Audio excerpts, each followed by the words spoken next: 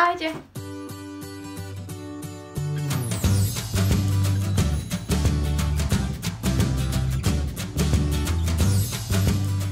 Vítam vás v novom videu, no a dnešné video bude celé venované téme akné. Vy mi dosť často píšete ohľadom mojej pleti, píšete mi teda, že ste videli moje videá, že nenosím make-up a že mi závidíte, ako mám peknú, dokonalú pleť a podobne.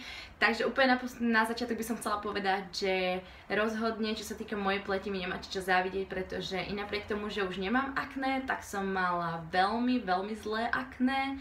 Nemôžem povedať, že úplne najhoršie, že sa s tým nedalo žiť, ale bolo to fakt zle.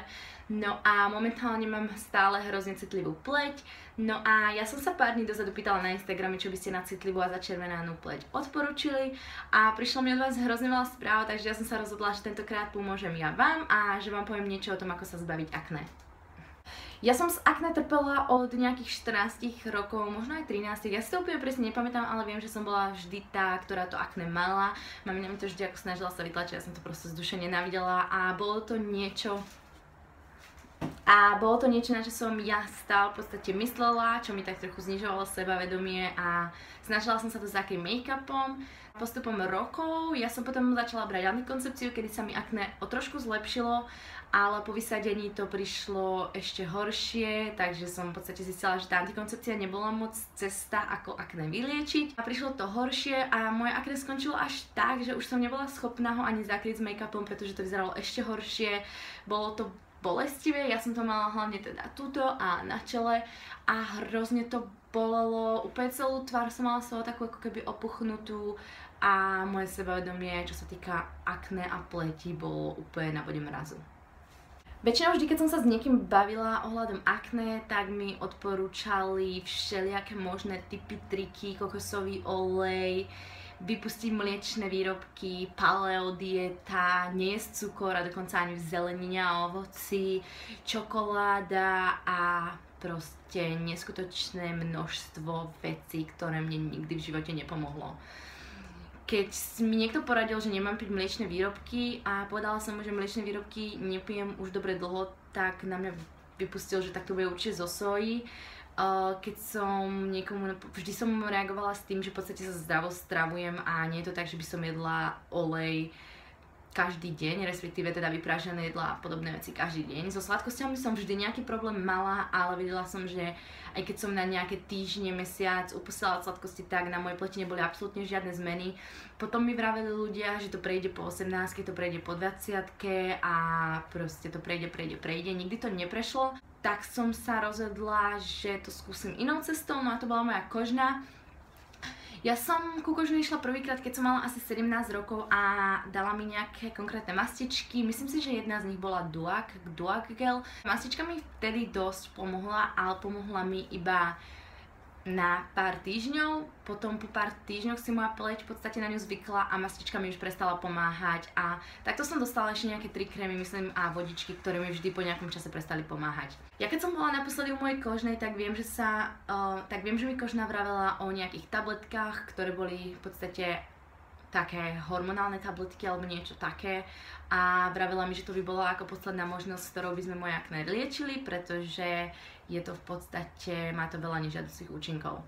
Ja som sa minulý rok teda dostala do USA a tu sa mi moja pleť úplne zhoršila, tak som sa rozhodla, že proste tie tabletky chcem a je mi jedno, čo ma to bude stáť, proste chcem tie tabletky a už chcem sa zbaviť všetkého akné, nechcem to, bolo mi z toho do pláču, plakávala som kvôli tomu a proste už mi bolo jedno, za akú cenu sa toho zbavím, ale hrozne som sa toho chcela zbaviť.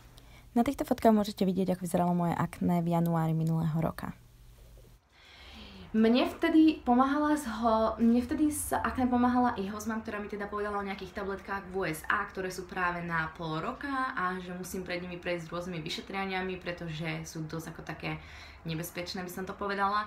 No a to boli práve tieto tabletky, ktoré som ja rozoberala i s mojou kožnou. Takže som sa rozhodla, že do týchto tabletiek idem, prečítala som si hrozne veľa recenzií, čo sa týka tých tabletiek a nevidela som ani jednu zlú recenziu. Nenašla som jedného človeka, ktorému tie tabletky nepomohli, takže som sa rozhodla, že do toho idem. Tabletky, o ktorých budem rozprávať, dostanete u svojej kožnej a sú iba na predpis. Neviem, či je tam nejaký vekový limit, od akých tie tabletky môžete brať, ale bez doktorky a bez predpisu ich nedostanete. A úprimne si myslím, že ja vám teraz predstavím tie moje, ale myslím si, že je tam viacej druhov tých tabletiek, takže možno vám doktorka predpíše nejaké s iným názvom, ale je to v podstate stále to isté. Ja som dostala tieto tabletky Isotretinon, myslím, že sú. Isotretinon Actavis 20 mg, ktoré som dostala na predpis od mojej kožnej. Sú to takéto tabletky a ja som ich dostala na 3 mesiace, si myslím. Myslím si, že boli na 3 mesiace, ale niektoré sa berú i pol roka podľa toho, aké vážne akné máte. No a dostala som teda tieto tabletky, ktoré som začala používať minulý rok. Január, február, marec, apríl, máj. Niekedy v máji, pretože viem, že mi to na august vychádzalo, že v podstate v máji ich budem mať už doužívané. No, začala som ich používať a medzi najčastejší vedľajší účinok týchto tabletiek patrí, že vám hrozne vysušujú pleť a to proste úplne neskutočne.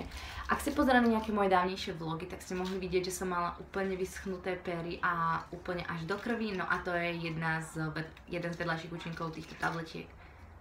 A moja hozma práve vyšla, takže dúfam, že nepôjde sem. Takže to bol jeden z vedľajších účinkov, ktorý bol pre mňa osobne taký asi najväčší, pretože som mala hrozný problém teda so suchými perami a až tak, že som si dávala na to vrstvy krému na noc a v noci som sa budila od bolesti, ako ma celé pery boleli, boli popraskané, krvavé. A proste nebolo to rozhodne nič príjemné a to isté celkovo s pleťou. Počas leta som sa potom hrozne šúpala, mala som celú pleť vyschnutú a proste hrozne to teda vysušuje. Myslím si, že neviem, či telo ako celkovo, ale pleť a pery. Niektorí ľudia majú i problém s očami, že vám to teda vysušuje oči a musíte si dávať kvapky, ale to som našťastie ja nemala. Čo je taký najdôležitejší bod pri týchto tabletkách je ten, že počas celého užívania nemôžete otehotnieť a nemôžete otehotnieť ani 2 mesiace potom a 2 mesiace predtým nemôžete byť v podstate tehotná počas užívania a kvôli tomu si musíte i pred doktorkou spraviť tehotenský test, respektíve musíte ísť na tie tehotenské testy alebo niečo také, pretože nemôžete otehotnieť kvôli tomu, že ak by ste otehotneli, tak je tá veľká pravdepodobnosť, viac než 90%, že sa dieťa narodí postihnuté. Takže nebudeme si klamať, ale tieto tabletky sú fakt odpad. Ako som spomenula, aj napriek tomu, že som vedela, do čoho idem, že som teda vedela, aké to má následky, čo sa týka toho otehotnenia a aké budem mať problémy so svojou pleťou a že nemala by som to cez leto vôbec ani brať kvôli tomu, že budem mať hrozne suchú pleť a to slnko ma bude ešte viacej páliť a budem mať problémy proste s pleťou po celom tele, tak i napriek tomu som tie tabletky začala brať a dnes môžem povedať, že rozhodne neľutujem, som najšťastnejší človek, že som tie tabletky začala brať a určite by som ich iba odporúčila, nemôžem na ne povedať ani jedného krivého slova. Išla som do toho s tým, že som teda vedela, čo ma bude čakať, takže určite si to treba dobre rozmyslieť a zhodnotiť, či vám to stojí za to a ja musím povedať, že mi to rozhodne za to stálo.